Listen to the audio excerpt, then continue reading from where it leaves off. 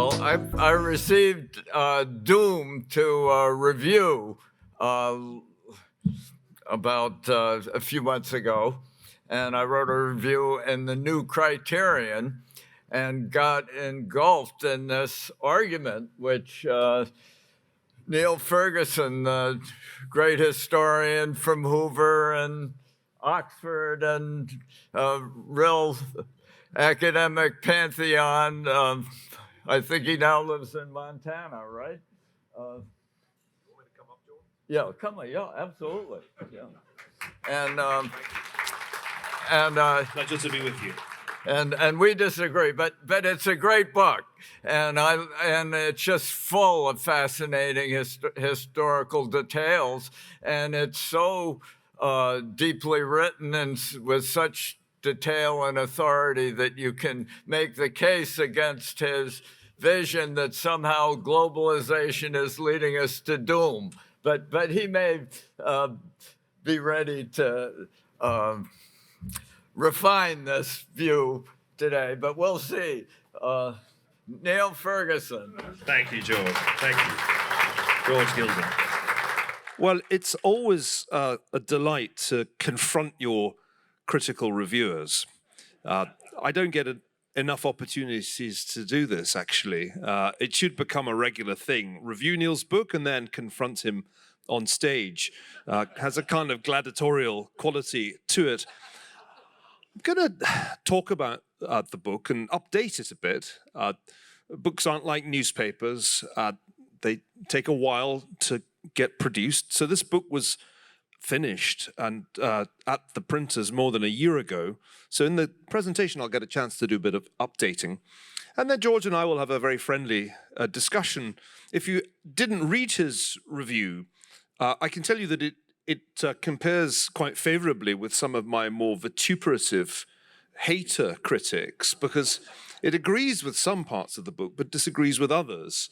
And in my world, that's a victory, actually.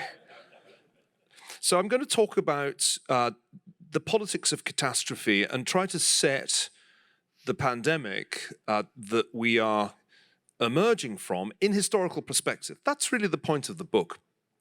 Because most of us, when it became clear that we were entering a pandemic, didn't really have an awful lot to compare it with, or at least that was how it felt. And that was why you got wildly varying reactions in early 2020.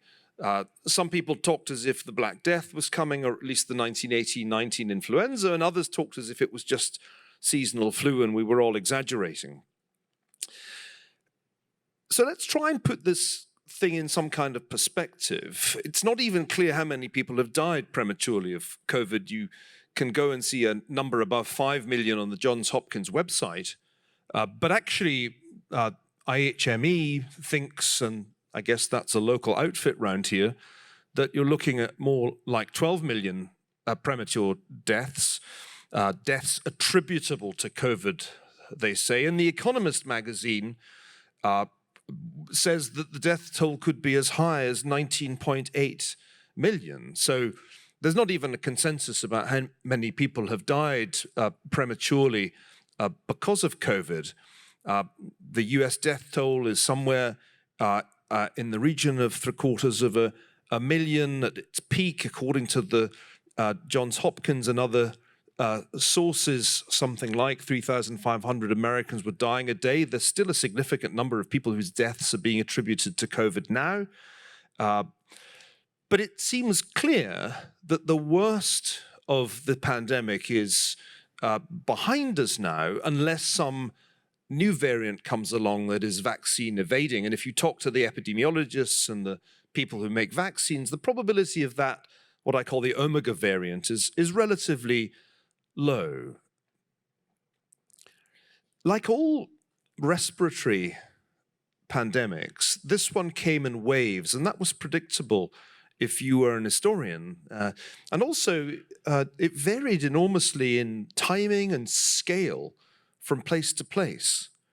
You'll remember that last year, the epidemiologists like to say, we have to flatten the curve, as if there was just going to be one curve. And I kept going around saying, you don't understand. With pandemics like this, you get multiple waves, and the first is not necessarily the biggest. So you can see from these recent charts that there really was enormous variation in timing, not only between countries, but between states of the United States. And it would be a brave person who said it's over at this point. In fact, I think it would be wrong to say that. It would be more accurate to say that we're in the transition from pandemic to endemic. That is to say, it's unlikely that there'll be another wave of significant excess mortality in the United States, but it's not as if COVID is going away. I said earlier today to somebody, you can tell the pandemic's over because more and more people you know are getting COVID. And it's no longer a big deal because if they're vaccinated, it doesn't actually make them terribly ill by and large.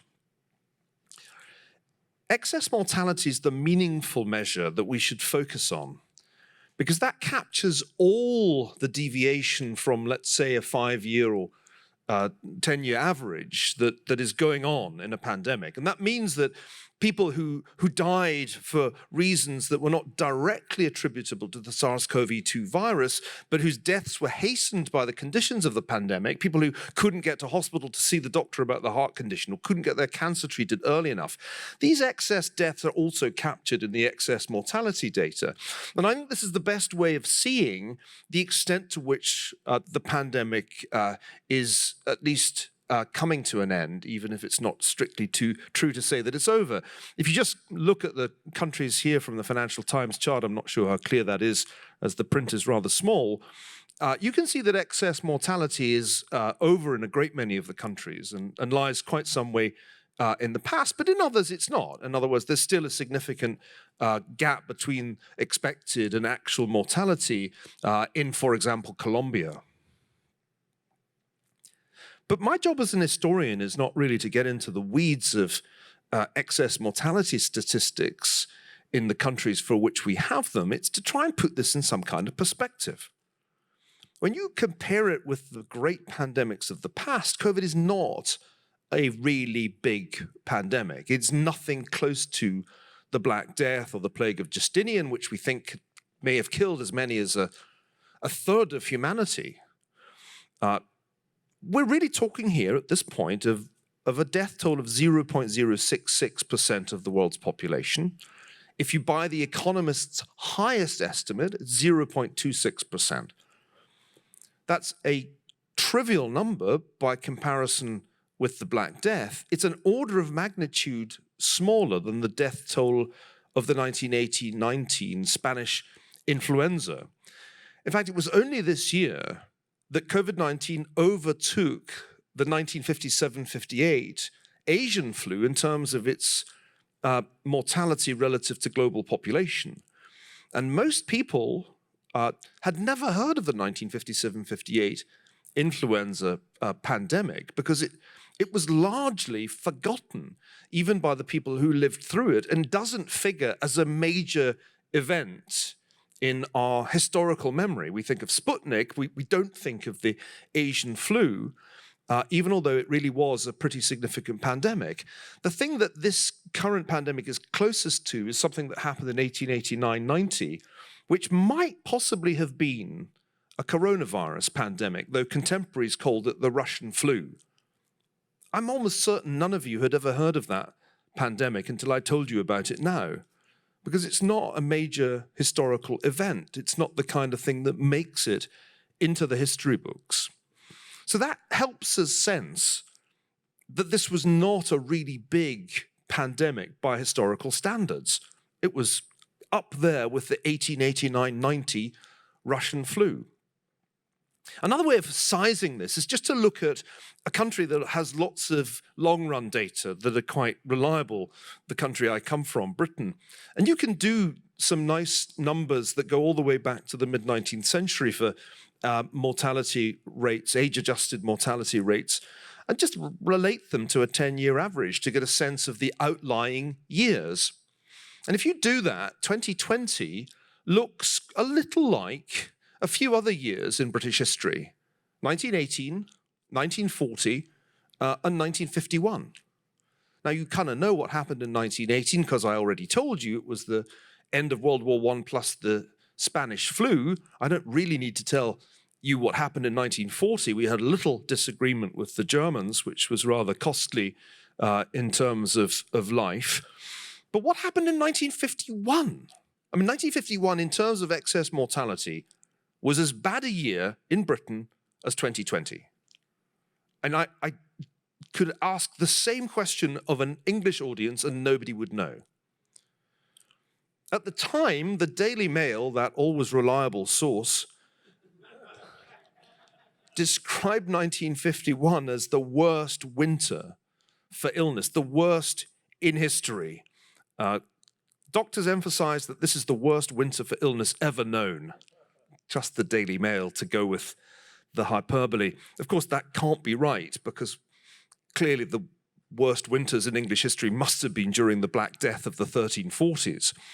But I find it remarkable that a year characterized by excess mortality as severe as we saw in Britain last year has almost entirely been forgotten, and you will not find this event in history books. Oddly enough, we've all lived through a worse pandemic than COVID, and that was the HIV/AIDS pandemic. And the reason it's worse, it's killed to date 36 million people, is that we never found a vaccine for it. We still haven't been able to figure that out, though we did come up with treatments that prevent the virus creating deadly AIDS. So we've lived through a worse pandemic in terms of the total death toll than COVID in our lifetimes. Why then did this one feel so different? Why has it been so problematic and for many people traumatic? As I said, the big difference between SARS-CoV-2 and HIV is that we have a vaccine for SARS-CoV-2. The reason 57-58 stopped was that even more rapidly, American scientists came up with a vaccine against the Asian flu. We talk about what happened last year as if it was record-breaking, but really there was an even more rapid vaccine turnaround in 57 when the great Montanan vaccinologist, Morris Hillman, in a spectacular race, found a vaccine and was able to get it into people's arms within just a few months of identifying the new strain of flu. What's interesting is in 1957, there was very little vaccine hesitancy in this country. Vaccination was not a politicized issue. People were very eager, in fact, fought to get to the front of the line for the vaccine, just as they were eager to get their kids vaccinated against polio, which at the time was a cause of much greater public anxiety than influenza. What is really interesting about this disaster is actually not the public health statistics. It's not the death toll that makes COVID-19 a historically significant event. By that measure, it's not a remarkable disaster.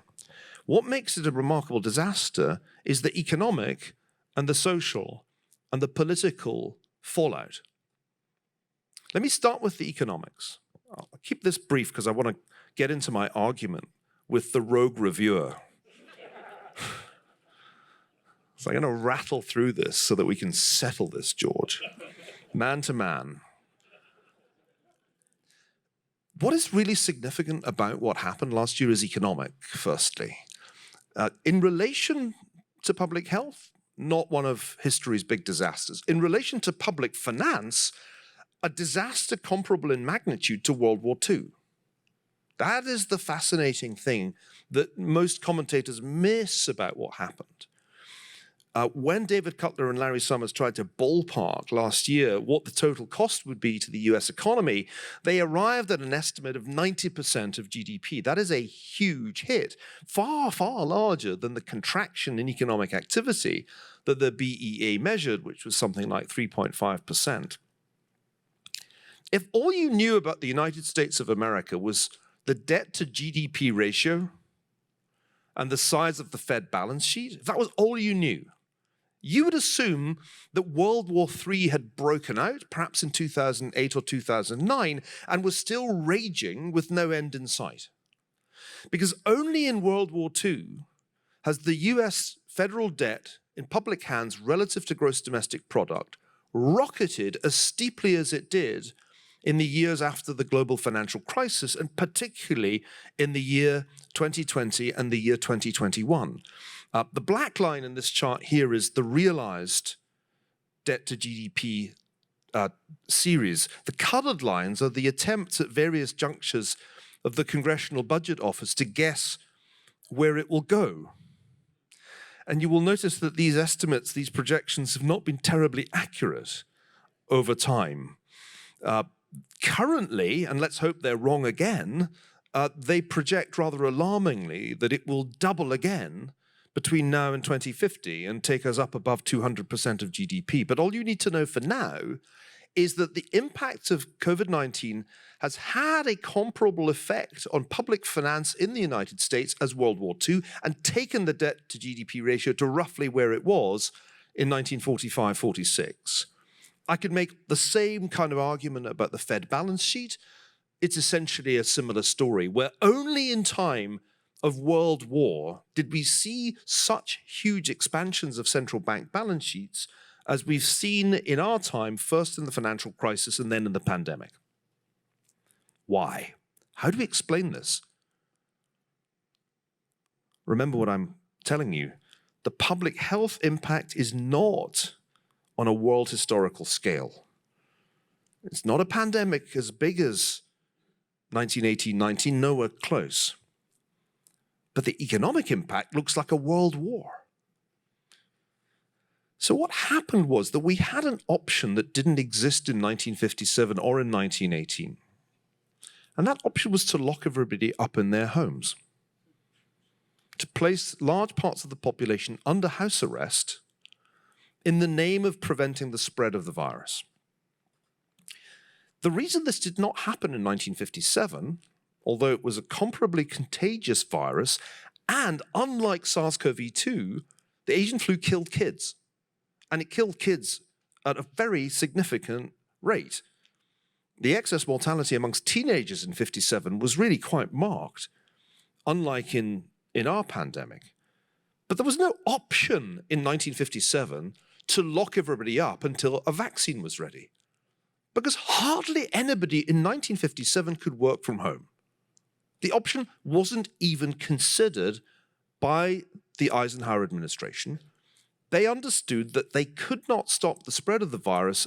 All they should do was focus on finding a vaccine and otherwise keep things going as normally as possible. Schools weren't closed, despite, as I said, a meaningful risk of sickness and even death to young people. Now, there's a debate which George and I may have in a minute about whether the lockdowns were necessary, whether there was an alternative.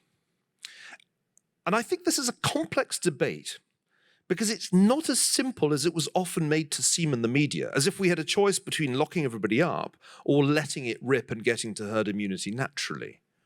We know it wasn't that simple because if you look at mobility data, and that's what these Google data allow you to do, even in parts of the United States where there were not shelter-in-place orders and where restrictions were pretty light, I spent most of the pandemic in Montana, which was certainly run very differently from California. Even in those states that had pretty light touch restrictions, mobility went down extremely steeply, particularly in the first phase in the spring of 2020, and it remained well below normal levels right the way up until this year. And in some cases, it is still, if you just look at transit station mobility or workplace mobility, it is still significantly depressed relative to normality. So there wasn't really a simple choice between lockdowns and let it rip. In truth, even if there had been no lockdowns, a lot of mobility reduction would have happened spontaneously. And this was predicted by my colleague at Hoover, John Cochrane, who suggested that there would be adaptive behavior as people assessed the risk and took their own decisions about whether to go out and whether to socialize, even in the absence of of the kind of orders that were imposed on the coastal states. Doom is a history of all disasters. I've focused on our disaster to try to provide some perspective. But the book is mostly about every disaster you ever heard of, including some of the really famous ones that didn't kill a ton of people, but still made an impact. And my book tells you exactly what it was that caused the Titanic to sink with such colossal loss of life in 1912. I'm not going to tell you now why that happened. I want to incentivize you to read the book. All I'm going to tell you is that the movie is not correct. Disasters, including the Titanic and the Hindenburg disaster, have a human element, always. And one of the key arguments of the book is that we can't really draw a distinction between natural and man-made disasters, even though we do it instinctively. Was COVID-19 a natural disaster? Even if you don't believe the virus was engineered, I don't think it was engineered, it's pretty clear that it was a man-made disaster in the sense that wherever the virus came from, the Chinese Communist Party did lamentably little to contain its spread through December and most of January, because they behaved rather as their Soviet counterparts did when Chernobyl happened. They sought to cover up the disaster until they were forced to admit that it was happening. Unlike Chernobyl, however, this disaster killed more than 5 million people around the world. So I want to talk about the human element, which I think is common to all disasters. Amartya Sen, the Nobel laureate, famously said that famines should not be thought of as natural disasters. And it hit me as I was writing this book that that might be true of all disasters. Famines. That we should not think of famines, particularly the great famines of the last 200 years, as results of natural phenomena, crop failure, bad weather. That in truth, famines were, Sen argued, the results either of market mismanagement or, more commonly, governmental blundering, or, one should add, deliberate government malice in the case of Stalin or Mao. But I want to argue that really this distinction applies generally. Even a volcanic eruption is in a sense a man-made disaster if you have built a bloody great city at the foot of the volcano and then rebuild it after the eruption, which is, of course, something that happens in many parts of the world.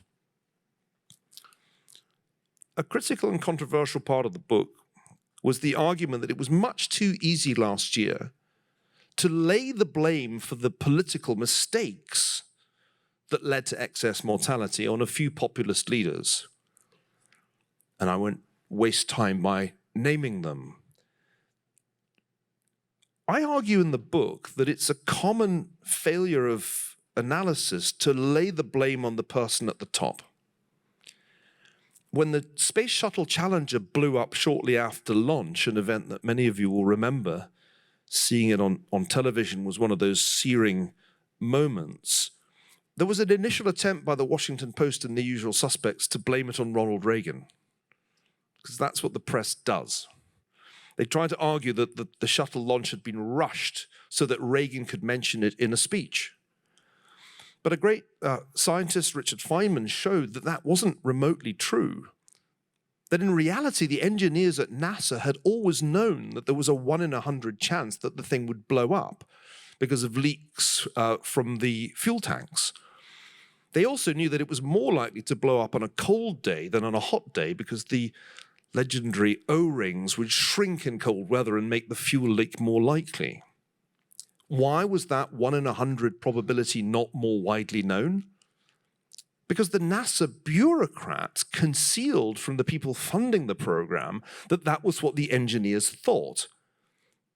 The NASA bureaucrats, including the enigmatic Mr. Kingsbury, turned it into a 1 in 100,000 chance that the thing would blow up, which is really rather a different risk.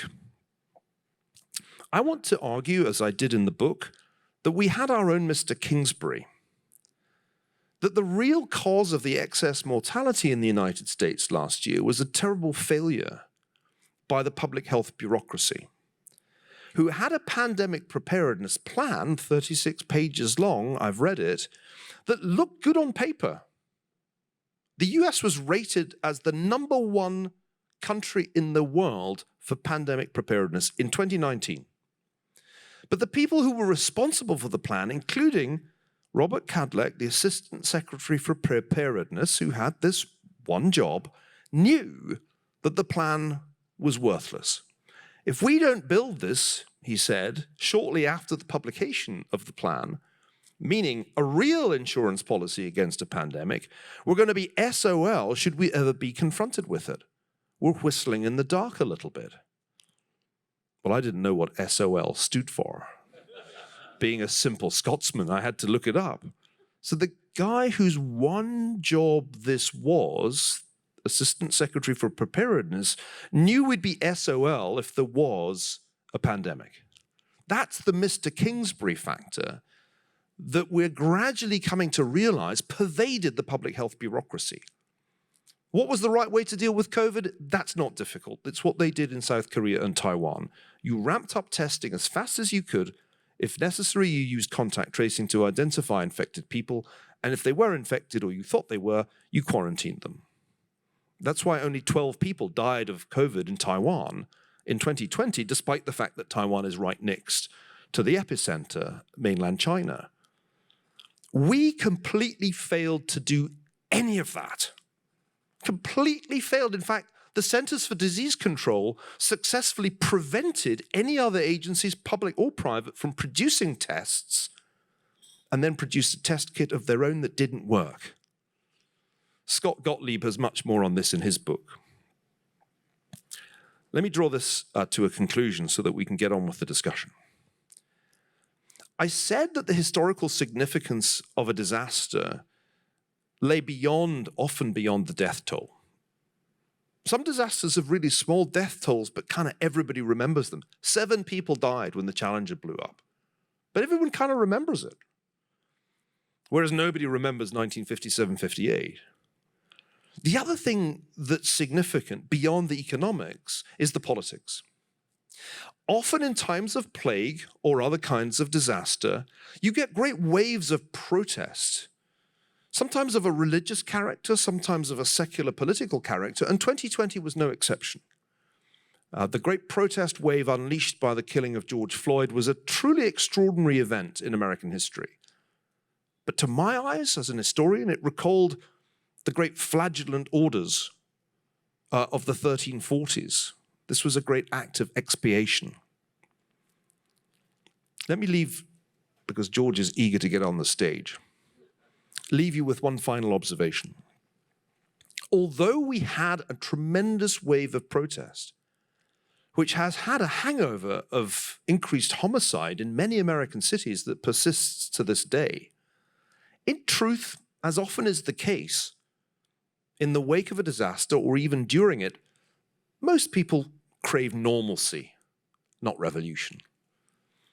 And just as in 1920, Americans voted for the normalcy candidate Warren Harding, in just the same way in 2020, they voted for the normalcy candidate Joe Biden.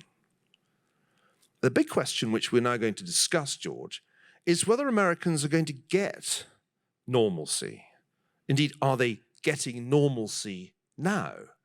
Because it seems to me fairly clear, and this is a pattern throughout history, that you may vote for normalcy, but in the wake of a disaster like COVID-19, normalcy may take a little longer to return, if it ever does, than you expect. I'll leave it there and invite my reviewer on stage. Thank you. As I said earlier, there are no hard feelings when a review says a few good things, because you can just take the good things and put them on the back of the paperback. There were plenty. Exactly. This was not a negative review, and I should say it was a thoughtful and intelligent review. One of those rare reviews which suggests that the reviewer has actually read the whole book. Very rare thing. Well, one of the themes of the book was that doom was becoming more likely because of the advance of technology, because of the progress of globalization, expansion of international trade. Modernity somehow conduces to doom or to catastrophe. And I believe that there really is no evidence for this, that during the period of modernity, world population rose from 300 million to now nearly 8 billion. Lifespans rose from the 30s to the 70s, and in advanced countries close to 80. And so the fundamental theme of the book, which is what I derided in my review, based on information that you indeed provided in later chapters, led me to think that your thesis was wrong. Have you reconsidered your thesis, or do you still believe that we should, us technologists here, should abandon our cause and lock down and retreat and return to some a world of separate, decoupled nations with less trade and more primitive but natural lifestyles? Maybe in Montana, are you finding? I see that you did read the book, but just not my book. Because I've read lots of books, and that's not, of course, what the book says at all. And I'll now do my best to set you straight. good. The book argues, first of all, that we greatly exaggerate the probability of doom. I mean, the central part of the early chapters is pointing out that we're fascinated by the idea of the end of the world. It's in all the great world religions. We love watching movies about it. And when a disaster strikes, it's the Daily Mail response. It's the end of the world. It's the worst ever. And in reality, as I try to show, that is actually not the problem that we have to fear. That at some point, presumably, the species has some prospect of going extinct, the planet becomes uninhabitable, maybe Elon doesn't get the Mars colonies in time. But this is all very, very long and far in the future. So first of all, it's important to notice that although the book's called Doom, I spend the first few chapters making fun of the idea of doom and showing that what we really have to fear are modestly sized disasters that can kill a relatively small percentage of us. And that's really what COVID illustrates. Now, the point that you're making is that, on balance, modernity broadly defined wins. Technology wins, and the globalization of technology wins. The problem is that in addition to the old ways in which we can have disaster, the old ways including pandemics, but also including the kind of great geological disasters that we've kind of forgotten about, because there hasn't been a really big volcanic eruption since 1815, not big enough to affect the world's climate. In addition to the old forms of disaster, which are, I think, integral to living on this planet, we have new forms that we couldn't previously do because technology has this double edge to it. That the story of inexorable human progress that you just gave us is true, but so too is it the case that the two biggest wars in history happened between 1914 and 1945. And one of the really big problems with an optimistic view of history is that those events happened. And they killed not the elderly prematurely, they killed millions of young men and young women, because many of the deaths were civilians, very prematurely and very horribly. So that's the first point I'll make. I'll make a couple more. The second point is that with atomic weapons, we created an even more powerful technology. that has the capacity to kill a lot of people incredibly fast if it's used again on any scale. And we can't pretend that isn't there. It's very clearly there. Jim Stavridis' new book about the US-China relationship, 2034, Jim Stavridis, the former Admiral and Supreme Commander at Europe, has a novel in which he imagines a US-China war in which nuclear weapons get used. And finally, we need to recognize that there are new technologies that are coming into existence or being deployed more widely, including, of course, artificial intelligence, that have the potential to create an additional layer of risk. So I don't think we really disagree unless you want to misrepresent my book, which you did in your review, and you just did it again there. But once you get a clear reading of the book, you'll see that we don't disagree that much. Yeah, we don't. But maybe I can sharpen the disagreement a little. I felt that you were somewhat gullible about accepting the idea that there was something doom-laden about COVID. Now, I in the last week, a group of Italian analysts have scrutinized all their data from Italy and produced a paper which showed that just 5% of Italian deaths actually were attributable to COVID. There were three that were with COVID tests, but there were only 5% could be said to really have been killed by COVID. And this correlates very closely with the CDC's numbers, which show only 6% of American deaths, supposedly from COVID, were unaccompanied by cancer, heart disease, TB, real deadly conditions. And this means that the number of deaths that really occurred was closer to 40,000 than 750,000. I mean, it's just a drastic and ridiculous exaggeration of the event that was generated in part by PCR testing, which magnifies 1 trillion-fold the size of the molecule that you're, and it's governed by the level of the threshold you use. And Kary Mullis, who wrote a whole book about this and died, who won the Nobel laureate with Nobel Prize for inventing PCR.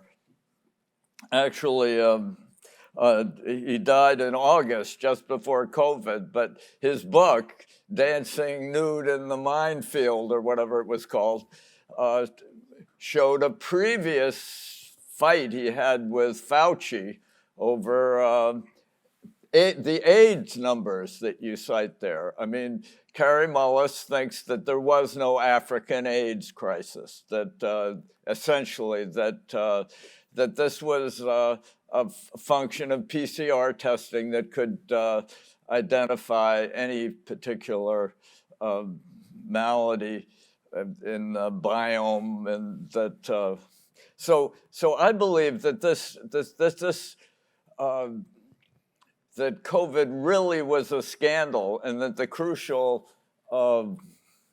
rather than an actual doom-laden event, and the crucial chart you showed up there was showed all the other disasters, and COVID almost imperceptible, and that the impact, it was even lower than that number because it wasn't age adjusted, and the 57-58 flu, as you informed us in your excellent book. I recommend everybody reads this book. Can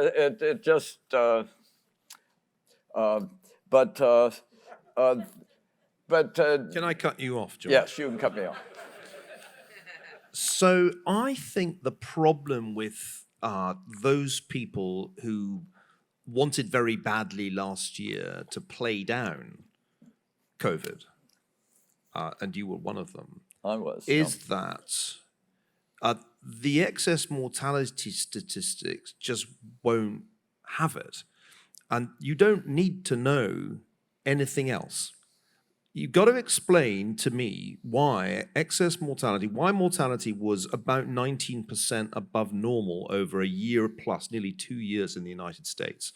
And it was between 10 and 20% above normal in most, not all, but most European countries.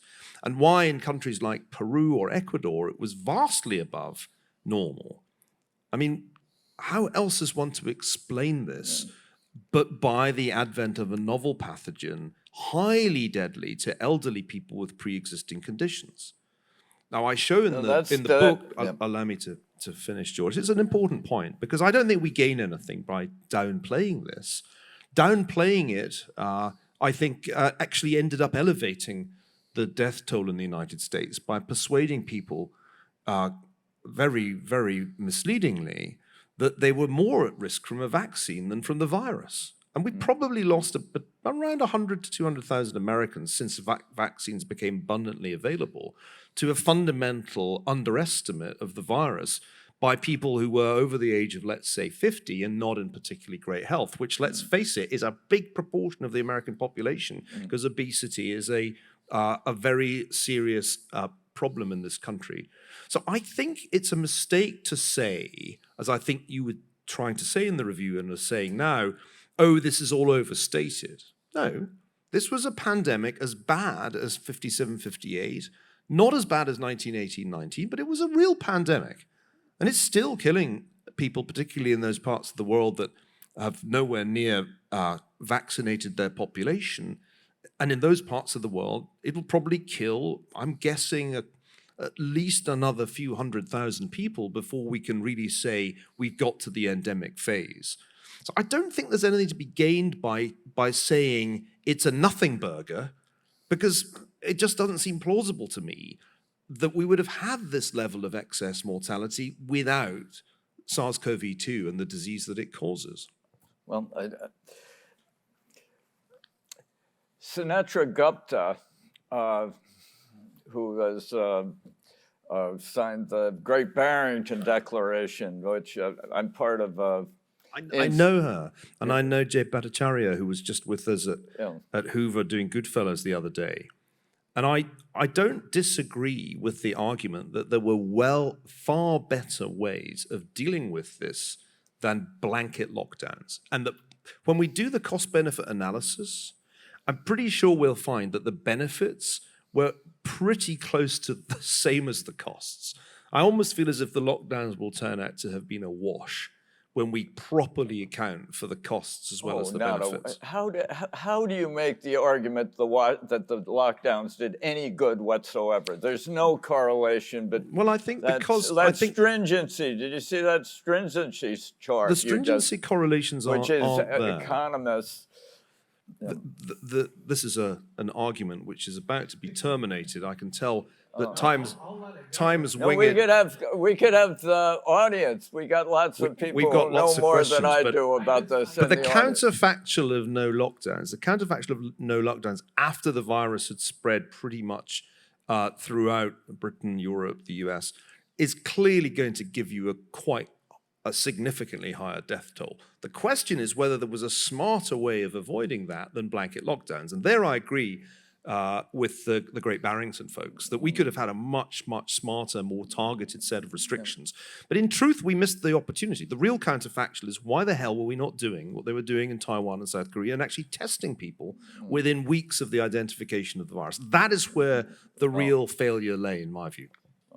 Hey, George, while you reply to that, I'll be shocked if there are no questions in this session. There's a microphone right over there. If you go to the microphone, George, go ahead. Well, I think what we could do questions. The essential argument of the Great Barrington people, and particularly Gupta, was that in battling a virus of this sort, locking down was exactly the wrong course. That the effective way of meeting viruses throughout human history has been to educate our immune systems, which are through exposure, and that the reason pandemics have become less severe, as you've documented so well over the centuries, is that precisely the spread of globalization, international trade, immigration, tourism, all these, the integration of global societies prevented the kind of extinction events that befell the Native Americans in the United States with the arrival of Europeans. And Gupta fears that we're plunging into a dark age for immune systems. I believe that may exaggerate. That sounds like doom-mongering itself to me. Yeah, right. It is. Well,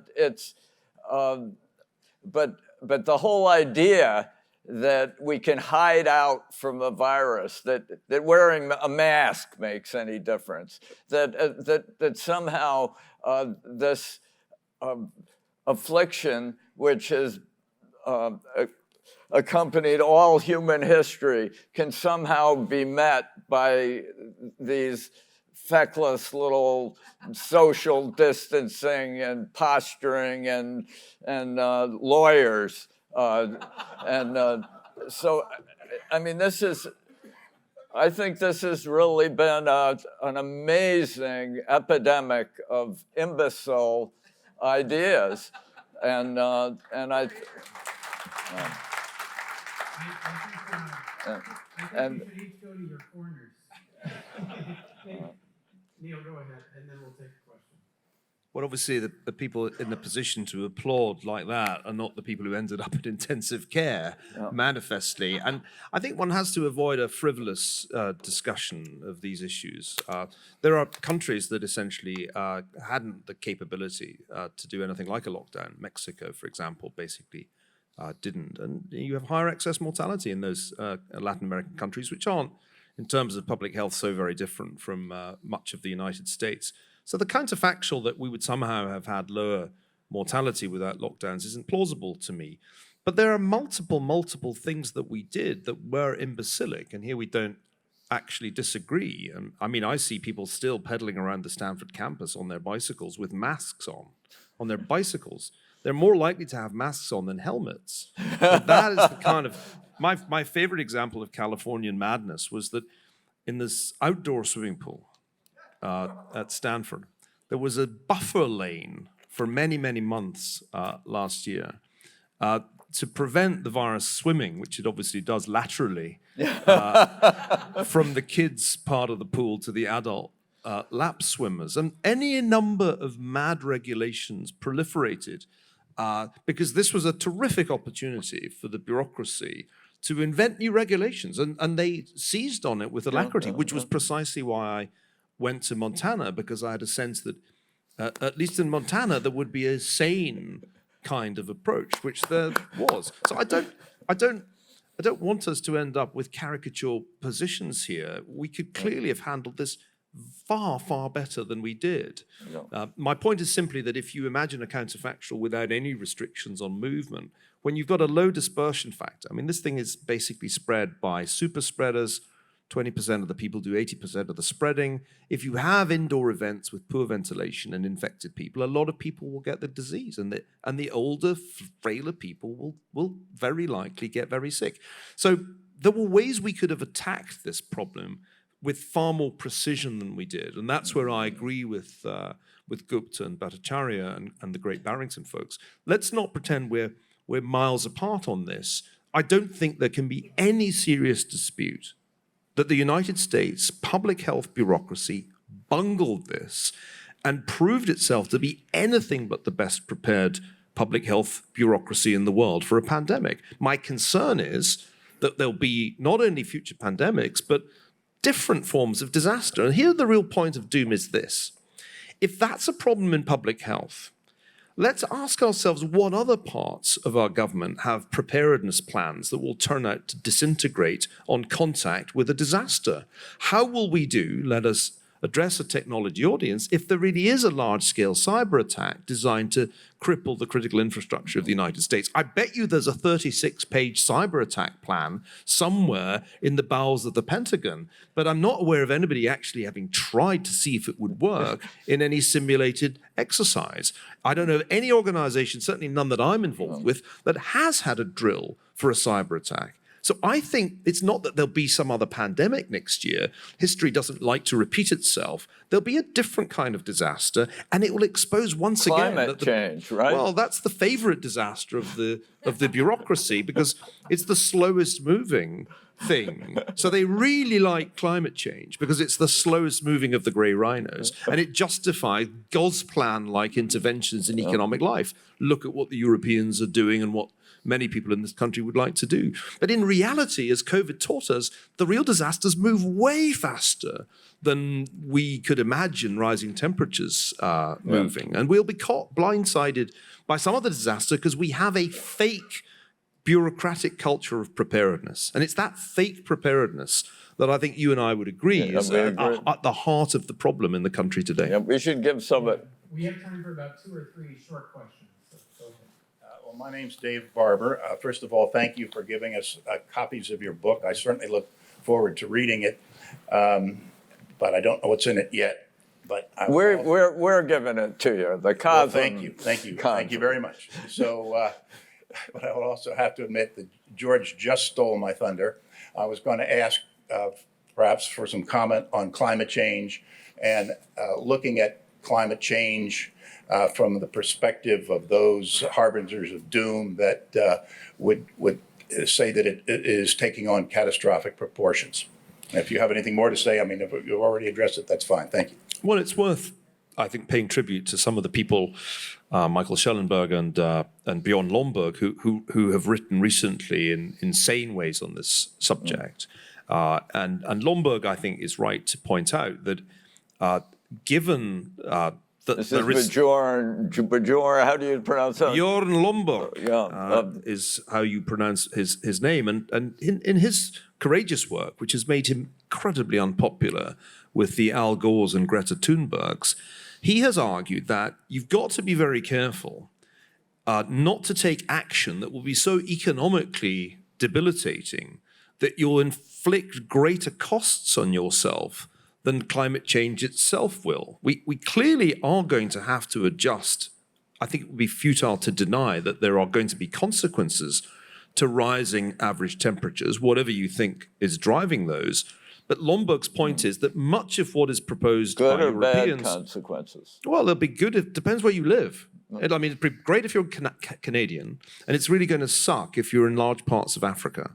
And that's the reality. It's incredibly unfair climate change. The incidence is really, really unequal. And it will probably cause the most havoc to the dense, very large, populous cities of the coastal Asian region. I mean, that seems to me like where you'll get the biggest trouble. I doubt it. But... You know, the great thing about this is it's so slow moving that we'll both be dead before it's clear who's right. I'm skeptical. You're young, Niall. I'm 57 and climate change is not moving that fast. I'm skeptical in the way that Bjorn is.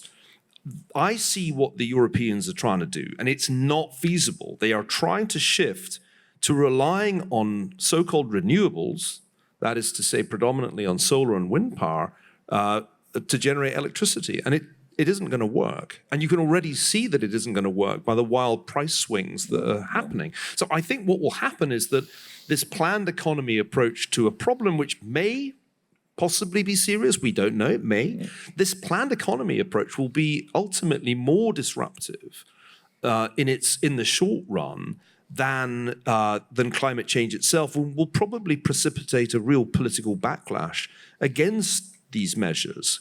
People can worry about climate change, but tell them that the cost of carbon is rising, and they'll say, well, what the hell does that mean? And then they find out what it means is that the cost of fueling the vehicle and the cost of heating the house has gone up really significantly. The hits to consumption that are implied in a lot of these grand plans are really quite significant, and I don't think they're politically viable. And that's the way I think about this. the law of unintended consequences is really powerful in energy markets. And the policymakers don't really understand the physics of what they're doing. Let's take another question. I wanted to ask you really quickly about politics of a different kind of catastrophe. It's probably not in this book, but the catastrophe of what's going on in our universities today. And I wanted you to just talk for a minute about the new university that you are part of founding, along with Barry Weiss and Jonathan Haidt and a lot of other great people, and Hersey Ali, in Austin. Can you talk about that, which is really good news? Great question. Thanks. Well, it's only just been announced this week that we're trying to create a new university, University of Austin, that will be committed to the fundamental principles of academic freedom, of free inquiry. And the reason we have to do this is that we see so many limitations on free inquiry and academic freedom in the established universities. We shouldn't have to create a new one, but I think we've reached the point at which it has to be a part of the solution. It's very difficult to do a startup in academia. I mean, I've been involved in different forms of startup. Normally, when you start a business, people just leave you to it, and they pay attention if it's worth $1 billion one day. But if you start anything in academia, the hate begins immediately because you have to kill it in the cradle just in case it works. So we've spent the last 48 hours dealing with a tidal wave of Twitter hate, which, as I said in a piece that I published on Monday, illustrates that we must be above the target because that's when you get the most flack. I think that we need not just one but multiple new universities. That if we do not take this initiative, there is going to be a slow and steady stifling of free inquiry in our universities. Now, imagine the majority of people here are not directly involved in academic life. And so there's a tendency for people outside it to think back to their college days and say, what are they on about? The chilling of academic freedom in the last 5 or so years in the major campuses is a deeply shocking thing. There is a kind of totalitarianism light going on in our universities, where so-called cancel culture has created a pervasive climate of fear, where students do not speak their minds, professors do not speak their minds. This is clear from John Haight's surveys at Heterodox Academy. It's clear from multiple surveys. I'll give you one statistic, and then I know we're short of time, but this is the one thing that really made me think I have to do something. In a survey of undergraduates across the United States earlier this year, more than 80%, in fact, it was 85% of self-described liberal students said they would report a professor to the university authorities if the professor said something that they considered offensive. And if it was one of their classmates, then 3/4 of them said that they would report their classmate to the university authorities. These young people don't appear to realize that they're behaving as if they were in Stalin's Soviet Union. They're so poorly educated that they don't feel the kind of moral revulsion that one should feel when tempted to inform on a colleague or on a professor. So we're creating a new institution. I hope you will all get in behind us and push back against the haters. And I very much hope that in 20 years' time, it will be a beacon of free thought and a place where technology can be studied and where we can have innovation. Austin, Texas is quite good from that point of view, and where we'll be able to collaborate with the tech sector. Because the killer combination, the thing that can give this country an absolutely bright and dazzling future, is the combination of that ancient wisdom that we trace back beyond the Enlightenment, beyond the origins of the country, the ancient wisdom that we need to keep communicating to our young people, and the wonders of science and technology. That's what an education should be about. Increasingly, it's not. Thank you. That's great. We are out of time, but that's a great way to conclude the Yeah, session. wonderful. Yeah, Thank thank you. Thank you. Thanks, everybody. Yeah. Thank you so much. It was a great event.